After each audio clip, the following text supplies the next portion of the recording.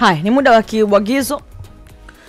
Leo kwenye kibwagizo tuko sehemu ya 3 na ndio itakuwa sehemu ya mwisho ya simulizi ya Ronaldo Luis Nazario de Lima.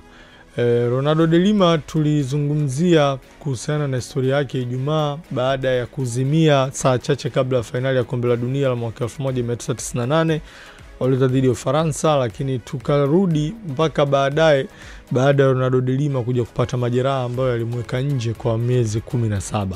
Sasa leo tunarejea baada ya Ronaldo de Lima kurudi. Baada ya kukaa nje kwa miezi 17 akiuguza majeraha yake ya goti, Ronaldo de Lima alirudi mwishoni mwa mwaka 2001 kwa mwezi Septemba huko.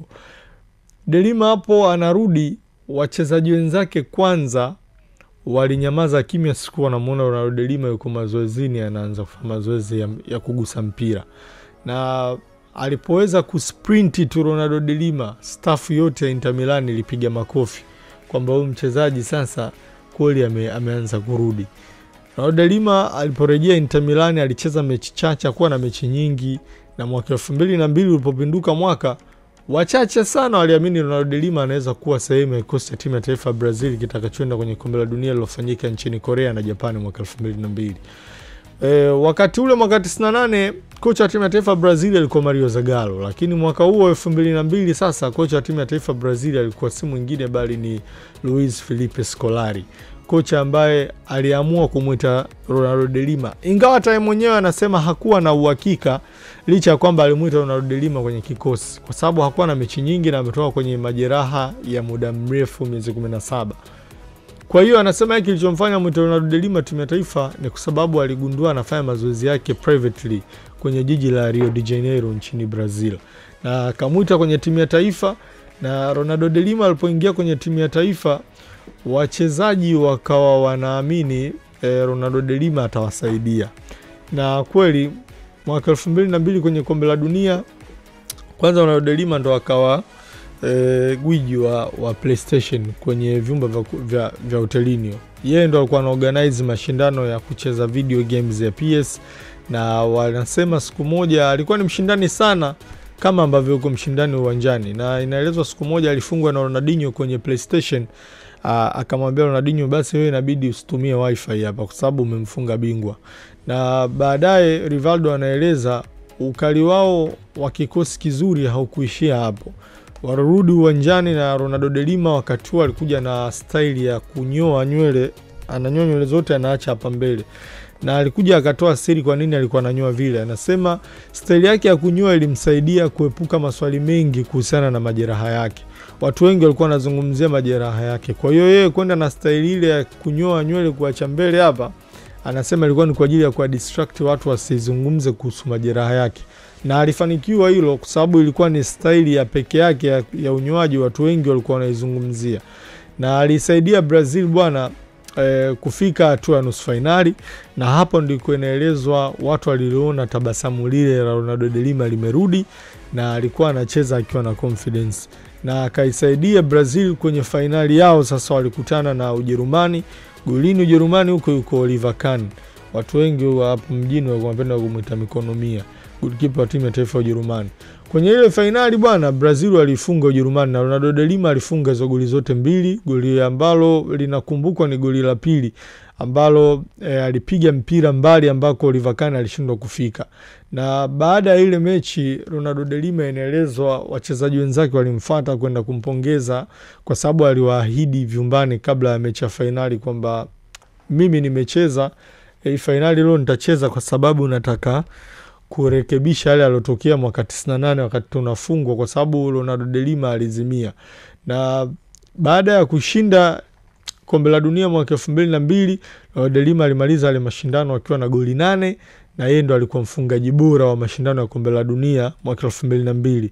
Waliomfuatia walikuwa ni Miroslav Klose pamoja na Rivaldo ambao walikuwa na goli 5-5. Na hakusita rais wa Real Madrid, yeye aliona fursa ya kumsajili Ronaldo de Lima. Na Ronaldo de Lima wakati anaondoka Inter, Javier Zanetti nahodha wa zamani wa Inter Milan anasema de Lima aliwaaminisha kwamba kweli miujiza na maajabu yapo.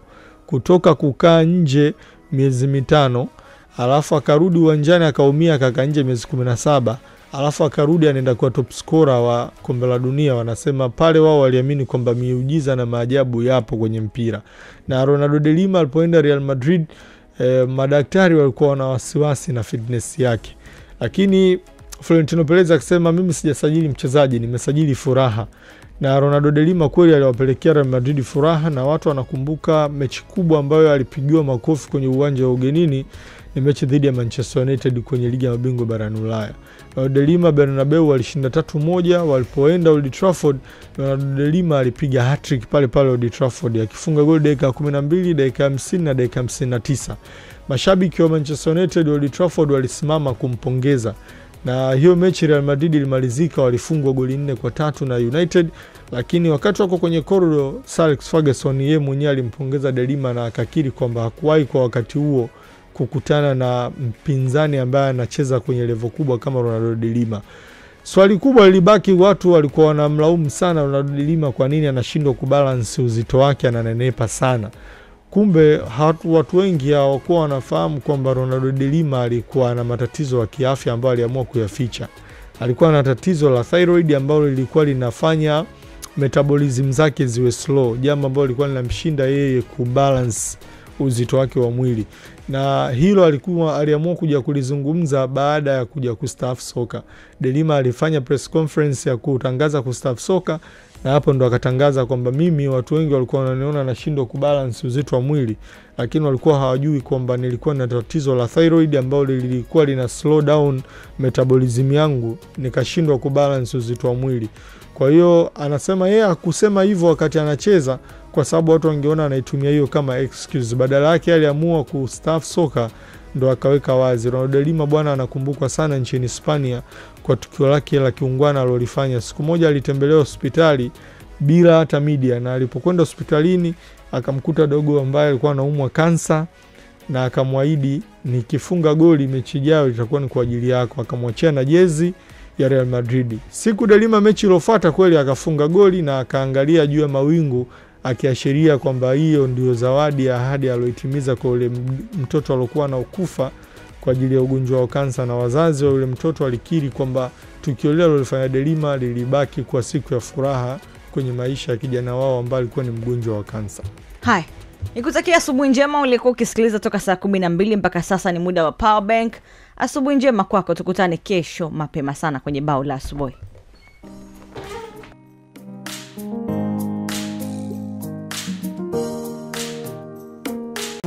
Ama awe msiri kuambia watu wengine nini ambacho kinapatikana. Wanasema kitu kizuri ama kinachokufurahisha usikitangaze kabisa, yaani asilani abadani. Hivi huo ujumbe una maana gani na ukilinganisha na raha ambazo wanazitoa Vodacom? Mimi nafikiri raha za Vodacom bora muwe mnaambiana. Kizuri kula na nduguyo. Kabisa.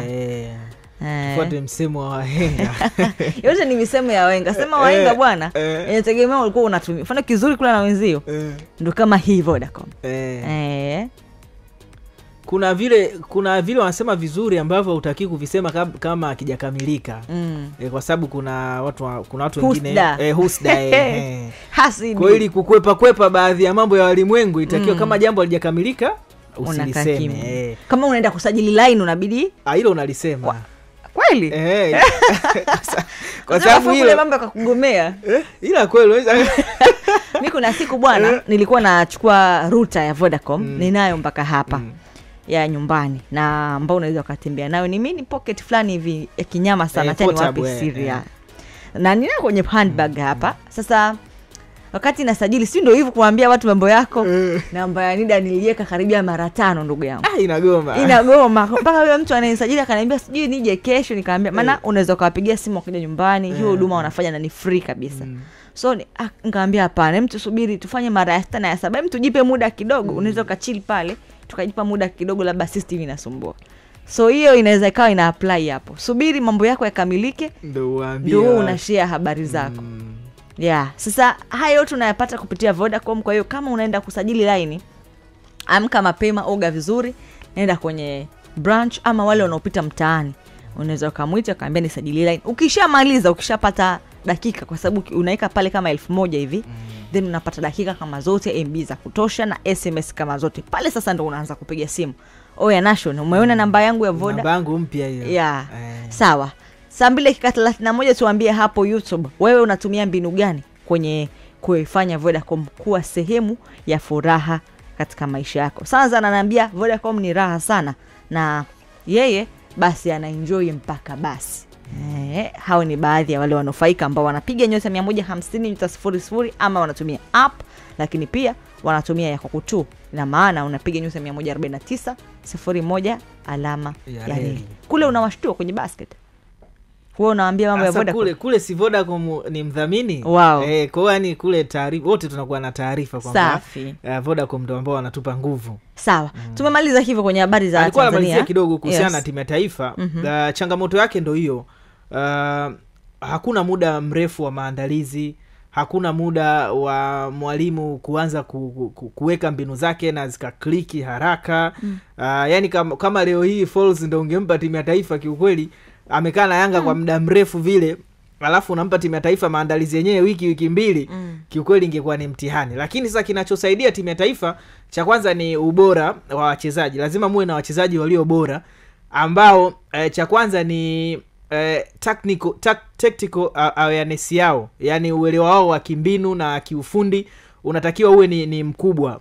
Mwalimu ukiwaelekeza vitu basi wanatakiwa kuvielewa mapema ili waende kuvitekeleza uwanjani. Na kuwepo kwa hizi mechi za maandalizi zinasaidia kwa kiasi kikubwa. Na kumbuka kuna mwaka timu ya taifa ya Uganda ilikuwaga na wachezaji ambao yani wao ni kama waliamua kutengeneza kuwa na kikosi cha kwanza, ambacho nakumbuka kuna mchezaji alikuwa anaitwa Geoffrey wa Lusimbi, alikuwa anacheza Kaizer Chiefs. Sasa alikuwa na mgogoro, alikuwa hajacheza karibu miezi 6 na hajacheza mechi, lakini kutokana na kwamba kwenye timu ya taifa kuna namna ambapo partnership wameitengeneza na nini, aliitwa timu ya taifa na alicheza zile mechi. Lakini kwa sasa hivi zama zimebadilika sana, yani lazima wachezaji walio bora kwa wakati huo ndo ambao wanaitwa national team, wakiitwa wakaperform. Kwa hiyo kwa hiki ambacho kinaendelea kwenye timu ya taifa, mwalimu bado ana nafasi ya kuendelea kuingiza mbinu zake taratibu, na kizuri ni kwamba mashindano hayako mbali sana. Basi wachezaji wanachotakiwa ni kumaintain tu ule ubora wao, waendelee kuwa bora, kwa sababu itafika saa muda wa kuita national team, alafu wachezaji tena ambao walikuwepo sasa hivi hawako katika ubora, itabidi aite wachezaji wengine. Ni kitu ambacho kinaweza ikatusumbua huko AFCON. Sawa, saa 2:34 nilikwambia ndio muda wa anga la mbali, na muda huu pia tunatoa fedha kupitia bao la asubuhi. Anga la mbali on air, na tukirudi hapa basi simu zitapigwa sana kwa ajili ya wewe ambaye umeshinda. Tupigie hapo, tutumie namba yako ya simu ili basi tujue namna gani tunaweza kufanya, lakini pia kwa shilingi 1000 ya Kitanzania hayo yote yanawezekana. Sasa tunapaa kwenye anga la mbali. Sasa tunapaa kwenye anga la mbali.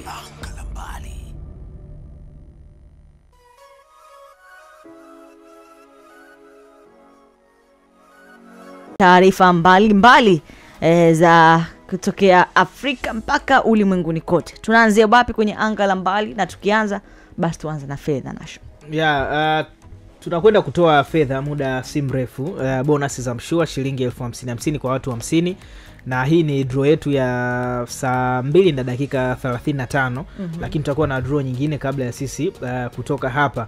Na kwenye anga la mbali jana kuanzia juzi siku ya Jumamosi kulikuwa na mechi za kufuzu kombe la dunia kwa upande wa bara la Afrika.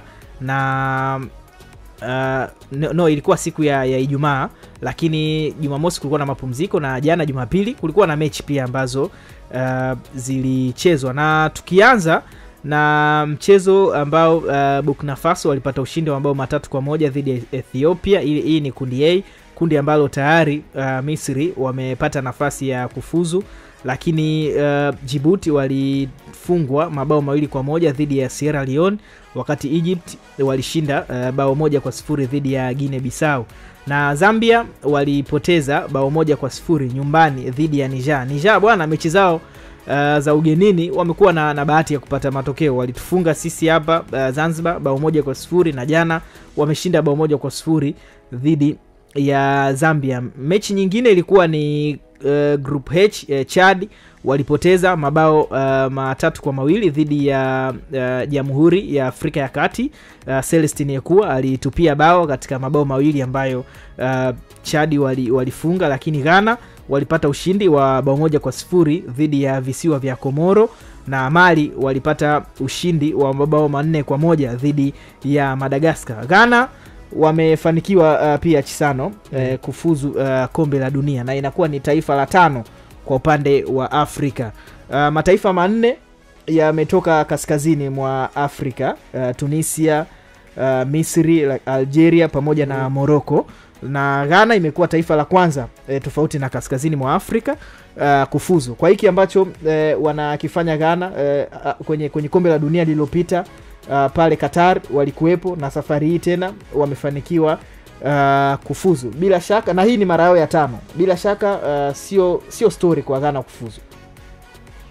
Ni kweli, kwa sababu Ghana ni miongoni mwa mataifa pia ambayo huku barani Afrika amekuwa na uwakilishi mzuri kabla ya Morocco. Nakumbuka mimi World Cup 2022, 2018, 2014, 2010 ndo walikuwa wameperform sana Ghana kwa kufika robo finali.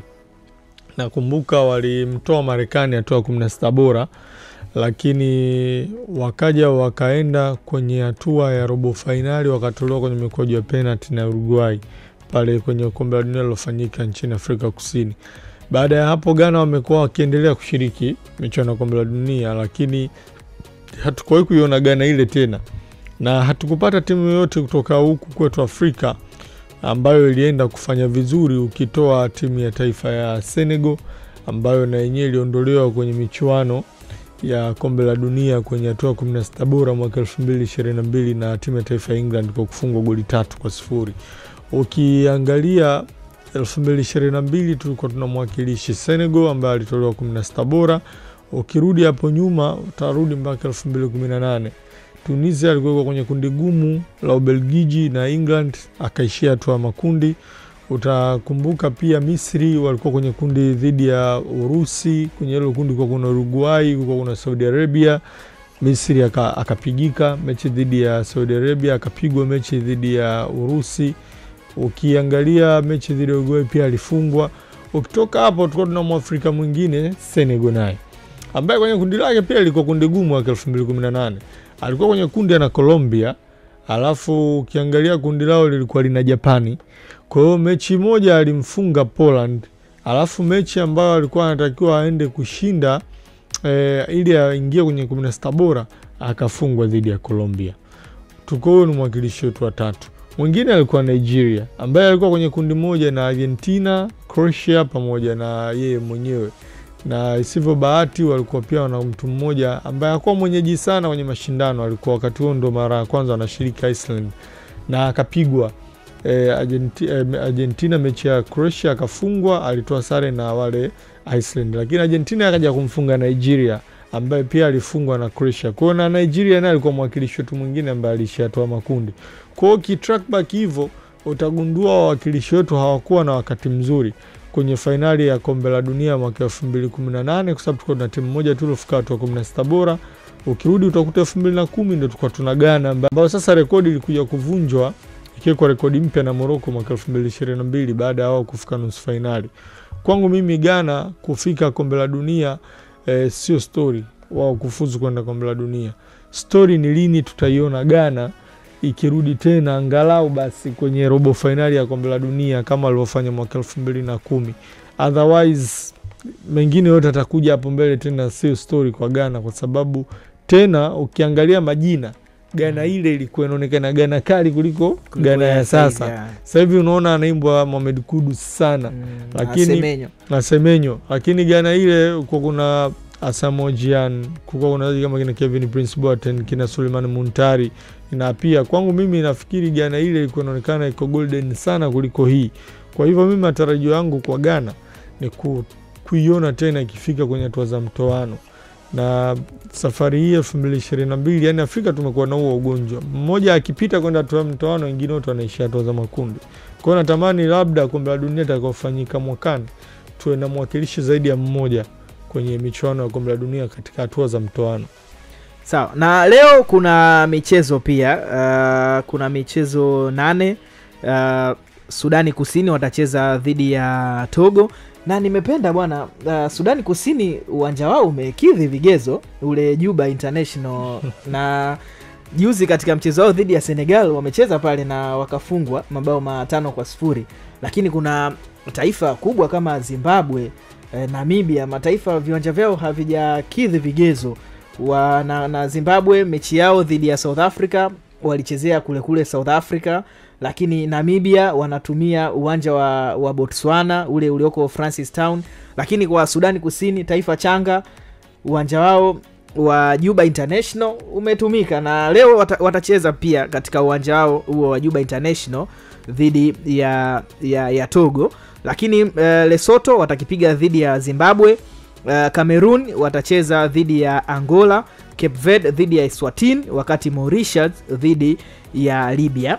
Group H kuna mchezo kati ya Guinea ya Equator dhidi ya Liberia, na Sao Tome and Principe watakipiga dhidi ya Malawi, wakati Tunisia watacheza dhidi ya Namibia. Hawa Sao Tome nao uwanja wao wa taifa haujakidhi vigezo, kwa hiyo game itapigwa pale nchini Tunisia. Sasa Group D hapa ndo kuna kimbembe chisano. Hii ni kundi ambalo lina Cape Verde, lina Cameroon, lina Libya, na Cape Verde yeye anakipiga dhidi ya Eswatini. Alafu Cape Verde ana alama 20, wakati Cameroon anakipiga dhidi ya Angola, na Cameroon ana alama 18. Cape Verde yuko nyumbani dhidi ya Eswatini. Cape Verde akishinda leo hii moja kwa moja anakwenda zake kombe la dunia. Bila shaka ni rahisi sana kwa Cape Verde. Lakini ndo malipo ya uwekezaji wa muda mrefu aliofanya. Ukiwatazama hata kwenye AFCON, unajua ni miongoni mwa mataifa ambayo alikuwa surprise AFCON ya mwaka 2023 iliyofanyika mwaka jana nchini Cote d'Ivoire, Ivory Coast. Ni miongoni mwa timu ambazo zilikuwa zinaonekana bado hazijajipata, lakini uhalisia ni kwamba kwa level ya kiafrika huko Cape Verde wamepiga hatua kubwa sana. Tuweze hata sisi kuwafikia kwenye daraja lao sasa hivi la ushindani, top quality, lakini ukiangalia fighting spirit ya timu pia walonayo. Mimi ujue ni huwa siamini kwenye timu za taifa hizi kwamba mnaweza mkatoboa tu kwa sababu tactically na technically mna timu nzuri. Huwa naamini mechi hizi za kimataifa za timu za taifa huwa zinahitaji kujitoa zaidi. Na ni jambo ambalo Cape Verde wametuonyesha kwenye michuano ya AFCON iliyofanyika mwaka jana nchini Ivory Coast. Lakini pia hichi ambacho sasa hivi tunakizungumza hapa kuelekea mechi ya mwisho watakaokuwa nyumbani, inakupa tafsiri ya Cape Verde wana timu ya namna gani. Haikuwa timu pengine inayozungumzwa ingeweza kuwa kwenye nafasi nzuri ya kwenda kwenye kombe la dunia, lakini sasa hivi ndio timu tunayozungumza, na wanapokuwa nyumbani imagine ndo kunakuwa na hamasa, mashabiki, watu kibao, wanajua leo tunaenda kuandika historia kanchi kenye kadogo. Kwa hiyo unaweza ukaona wana historia kubwa wanataka kwenda kuitengeneza, na uzuri mwaka 2018 kuna mmoja alishafanya hivyo. Iceland ni taifa Iceland ni taifa lenye watu wachache ambao walithubutu, na 2018 ikawa mara ya kwanza kushiriki kombe la dunia. Kwa hiyo sitashangaa kwa Cape Verde kama wanakata tiketi ya kwenda kwenye kombe la dunia itakayofanyika Marekani mwakani. Lakini ukweli ni kwamba hayo ni matunda ya kile ambacho walikiwekeza kwa muda mrefu, sasa kimewalipa. Sawa. Na mechi yao ya mwisho wakiwa nyumbani walimfunga Cameroon 1-0. Eswatini ni mpinzani rahisi mno bila shaka.